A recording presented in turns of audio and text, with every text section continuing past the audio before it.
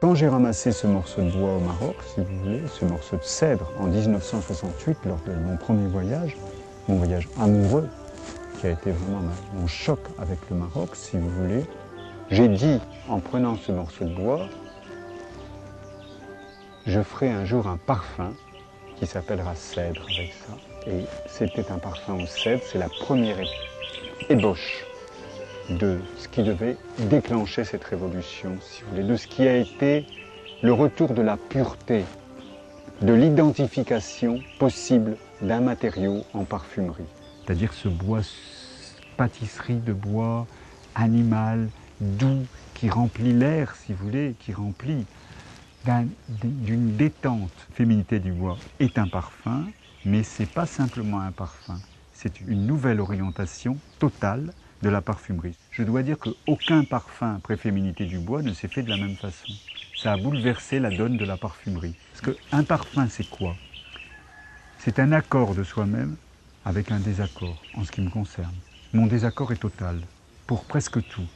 Et je dois trouver l'accord pour le dire, pour accorder mes propres sens et accorder le sens des autres à mes propres sens, à mon désaccord.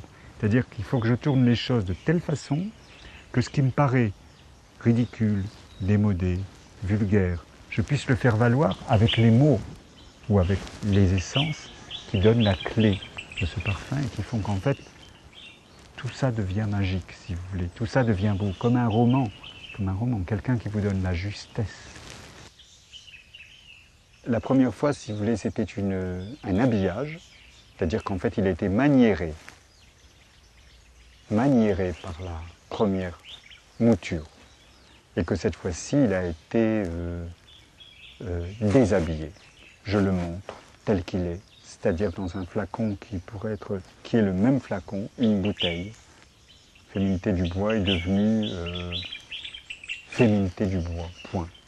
Avec sa couleur, avec son odeur, avec son étiquette, avec sa simplicité qui le représente tel qu'il est. Il n'a plus besoin, si vous voulez, de ce faux semblant. Il est nu. Il est nu dans le flacon, il est tel qu'il est lui-même. Il est très clairement la clé du cèdre, non pas habillé, non pas paré, mais sublimé. Sublimé, j'aime pas le mot, mais je dirais accusé. Accusé, comme un accusé, comme au prétoire. Accusé.